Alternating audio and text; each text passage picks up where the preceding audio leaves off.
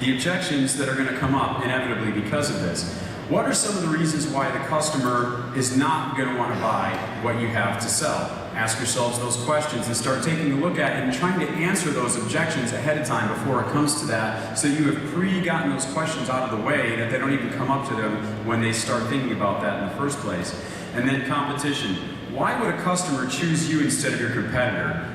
Most of you have probably heard the word platitudes before. If you open the yellow pages here in the United States, it is completely and utterly filled with platitudes. Everyone's, #1 in Huntsville, been in business since 1776 BC, and all these other great things. I mean, these are pointless words that mean nothing. They're corporate speak. It sounds good and flowery and everything, but it doesn't mean anything to the people that you're trying to reach, okay?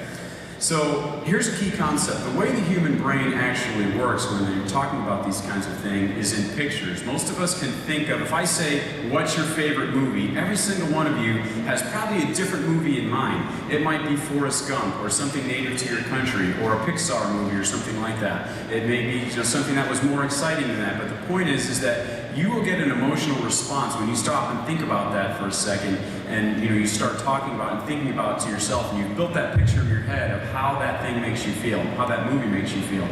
So what we're trying to get you to do is paint a mental picture with words, and you're going to do that with headlines. So how does that start?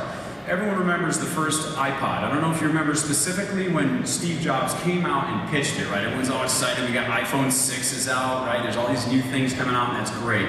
So when the first iPod came out about 10, 12 years ago, he came out and he said something very unique. Now, in a lot of the industry, there were other people that had MP3 players, and they were kind of doing okay, not really all that great. And they were selling on features. It's got a 5 gigabyte hard drive, it's got this, it's got that, and everything else. And no one was really all that interested in that until Steve Jobs came out on stage and said that the iPod allows you to put 1,000 songs in your pocket.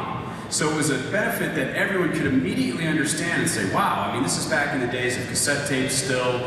MP3s really hadn't taken off, and that concept was very, very new and engaging, and he wrote that in such a way that every major media outlet in the world picked it up as the headline for their lead. The Wall Street Journal carried that, and other major media outlets.